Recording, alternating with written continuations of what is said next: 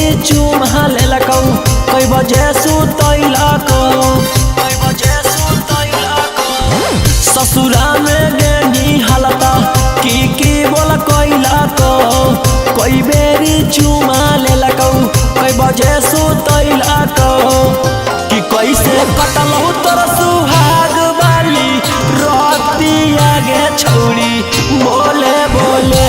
देना ससुर के अपन खबरिया गे छौड़ी मुहवा खोले ससुरा में गेलियौ त जे मन कैलकौ 4 बेरी चुमा लेलकौ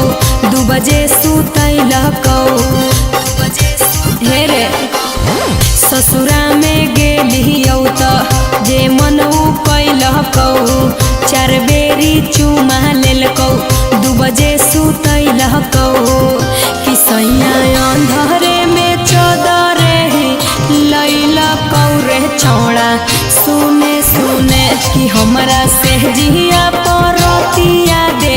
खैलकौ रे छौड़ा बम्बई पुणे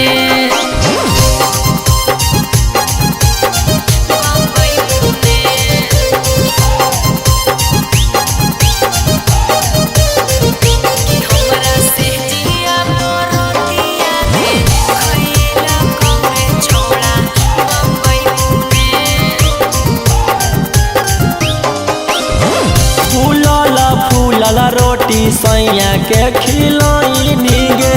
हमरा तू सही तरसैनी गे मुहवा संभार के बोल छौड़ा कहरे कंट्रोल नाही त हमार बड़ी खैमी रे ससुरा में गेनी हालता की बोल कैलकौ कई बेरी चुमा लेलकौ कई बजे सुतैलकौ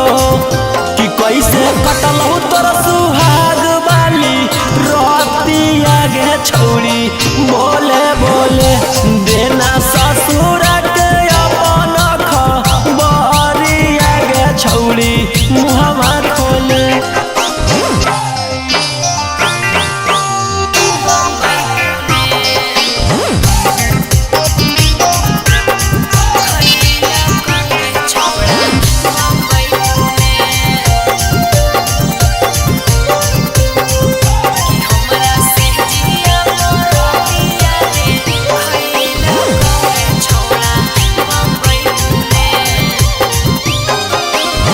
रौशन रोही के अब देही नहीं भाऊगे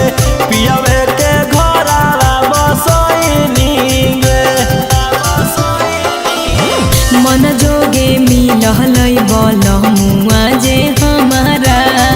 ओकरा हम पाई के सिहैलियै रे ससुरा में गेनी हालता की बोल कैलकौ कई बेरी चुमा